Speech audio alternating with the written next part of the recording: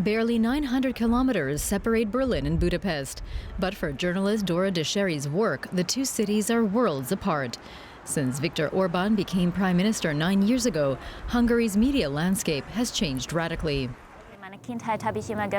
When I was a child, I always heard that Hungary was one of the most liberal countries in what was the Eastern Bloc, and I grew up with this idea. It's depressing that specifically this democracy in Hungary is slowly being deconstructed, and that press freedom is being restricted.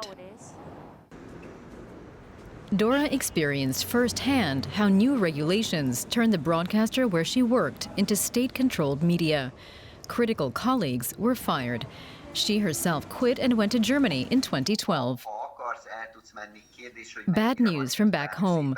200 journalists, including Dora's former colleague, were recently laid off at Here TV, a station once critical of the Hungarian government. He reports that the broadcaster was taken over by a media foundation headed by a manager loyal to the government. There are no long-term opportunities for quality journalism in Hungary. Dora works at a non-profit organization in Berlin with its own news portal. Ost is an agency that produces content focused on Eastern Europe.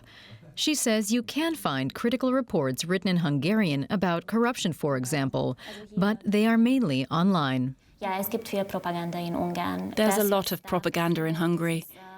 The governing party's rhetoric has taken over. It's omnipresent. The same militaristic choice of words, the same formulations, the same phrases that government speakers use. Journalists who do not cooperate are denounced as traitors. Dora is afraid that the hatred and agitation could turn into real violence against journalists. That has yet to happen in Hungary. Let's get more now on the state of press freedom. We are joined here in the studio by Christoph Dreyer from Reporters Without Borders. Welcome to the program. Thanks for being with us.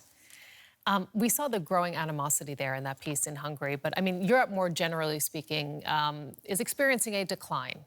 Why is that?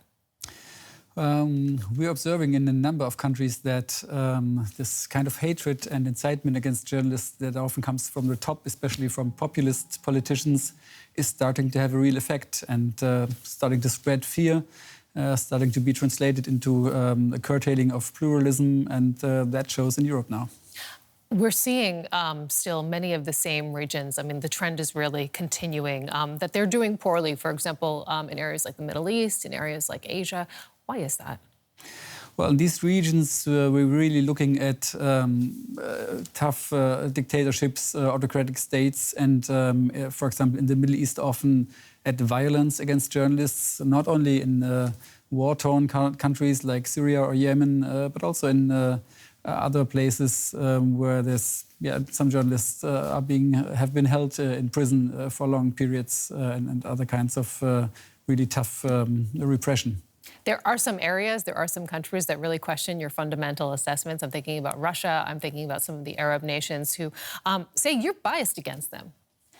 Well, we're not. What do you make of those claims? Well, we're not. Our only bias is in favor of human rights and against those who deny the universality of human rights. And those countries and those leaders who claim that, well, human rights are not for us and we're not there yet, that's always a pretext for repression, and they have political reasons for saying that. We've also seen some fatal cases, we have to mention, of journalists around the world. I'm thinking, of course, one of the most prominent is the Saudi journalist Jamal Khashoggi, who was murdered.